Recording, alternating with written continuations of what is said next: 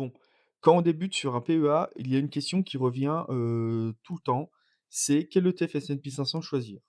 Et honnêtement, je pense que beaucoup de débutants se compliquent trop la vie. Aujourd'hui, je vais te montrer l'ETF S&P 500 que j'ai choisi sur mon PEA, pourquoi j'ai choisi celui-ci à l'époque, mais surtout, si je recommençais aujourd'hui en 2026, est-ce que je reprendrais exactement le même? Et tu vas voir qu'il y a un détail très important pour les petits investisseurs que beaucoup de gens oublient complètement. Donc à l'époque, j'ai choisi celui-ci, le BNP Easy S&P 500, donc de BNP Paribas. Donc S&P 500 a les 500 plus grosses capitalisations, américaines, donc c'est un ETF qui attire, énormément, tout simplement parce qu'on investit sur, l'Amérique avec bien évidemment, les 7 magnifiques, hein, les grosses entreprises comme Apple, Facebook et cetera. Un ETF qui a très bien performé, ces 10-20 dernières années et du coup, il y a énormément de gens qui investissent sur celui-ci ou alors sur le MSCI World. Donc moi, si j'ai choisi celui-ci à l'époque, c'est très simple, c'est parce qu'il avait les frais, les plus compétitifs à 0,15 ou 0,20 à l'époque, je sais plus. Que le cours, d'accord, auquel on l'échange était d'environ 23-24 € à l'époque. Donc c'était, l'un des plus faibles, hein, on pouvait vraiment en acheter, très facilement, comparé à certains concurrents qui s'échangeaient aux alentours de 50 voire 100 € la part. Et en plus, il a une énorme capitalisation à plusieurs, centaines de milliards. Donc ça aussi, c'est très rassurant et il est géré par la BNP Paribas, donc qui est une banque très solide.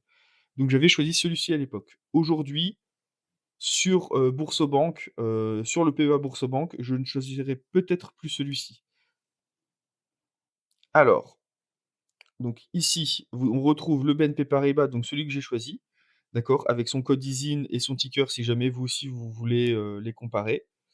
J'ai choisi le iShares S&P 500 Swap, PEA, donc celui-ci maintenant qui est parmi le plus compétitif et vous allez voir que personnellement maintenant je me conduirai vers celui-ci, je vais vous expliquer pourquoi. Et un concurrent aussi sur lequel beaucoup de gens investissent, c'est le Amundi PEA S&P 500, d'accord? Donc pour faire la comparaison très rapidement, on va comparer, les frais de l'ETF. Donc j'ai choisi uniquement des capitalisants, d'accord, hein, pas de distribuants, ils sont tous en réplication synthétique. Donc la taille du fonds, globalement, vous allez voir, hein, elle est, supérieure à plusieurs milliards. Le plus important aussi, de regarder, pour les petits investisseurs, c'est le cours actuel. Donc le Amundi s'échange à 56 €, le iShares s'échange à 6 € et le BNP Paribas s'échange à 32 €. D'accord? Donc forcément, le iShares, vous pouvez acheter beaucoup de parts pour très peu. Pour un petit investisseur, c'est vraiment super sympa. Donc les frais sont de 0,10 par an et il a un encours de 32 milliards. Donc franchement, un très bel encours, sachant qu'il a été lancé en 2025. Le Amundi, lui, il s'échange à 56 €, donc beaucoup plus cher. Il a, 1 000 000 d'encours. Il a été lancé en 2014 et vous voyez qu'il a 0,12. Donc globalement, il est très compétitif aussi. Mais il coûte beaucoup plus cher à l'achat. Donc ça, pour les petits investisseurs, ça peut être un gros frein. Et celui que j'ai choisi, donc le BNP, vous voyez qu'il est à 32 € maintenant, donc c'est le deuxième meilleur. Il a 0,14 de frais, donc c'est le plus cher, mais bon, honnêtement, pour 0,04 c'est pas le plus important. Et vous voyez qu'il a été lancé il y a très longtemps, en 2013, il a 3 000 milliards, donc c'est le plus gros. Donc aujourd'hui, personnellement, je choisirais le iShare pour 2 raisons principales, même 3 raisons principales. Donc son prix d'achat à 6 €, donc très, très bien pour les petits investisseurs. Ses frais à 0,10, donc le plus faible, aujourd'hui et surtout, quelque chose que très peu de gens ne savent pas forcément, c'est qu'il est basé donc IE, il est basé en Irlande et ce qu'il faut savoir, c'est que l'Irlande et les États-Unis, ils ont des accords commerciaux, ce qui fait que lorsque les entreprises versent des dividendes, en Irlande, vous n'êtes taxé qu'à 15 sur les dividendes. Alors que si, par exemple, comme le BNP, vous êtes en France, d'accord? Et ben là, vous êtes taxé sur les dividendes à globalement 30.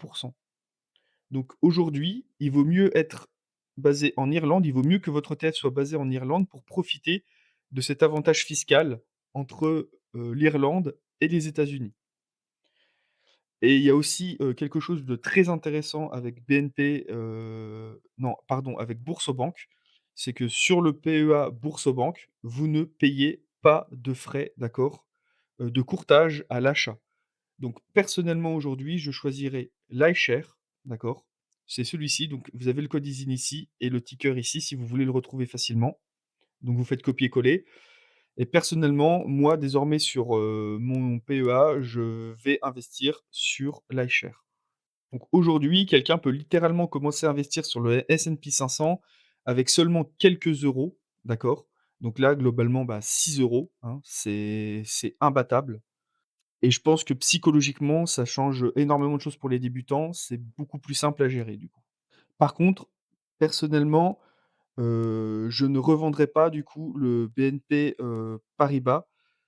D'accord, tout simplement parce que comme j'ai déjà acheté, il y a déjà les intérêts composés, qui fructifient et c'est ça justement l'erreur, vraiment principale dont je voulais vous parler en début de vidéo.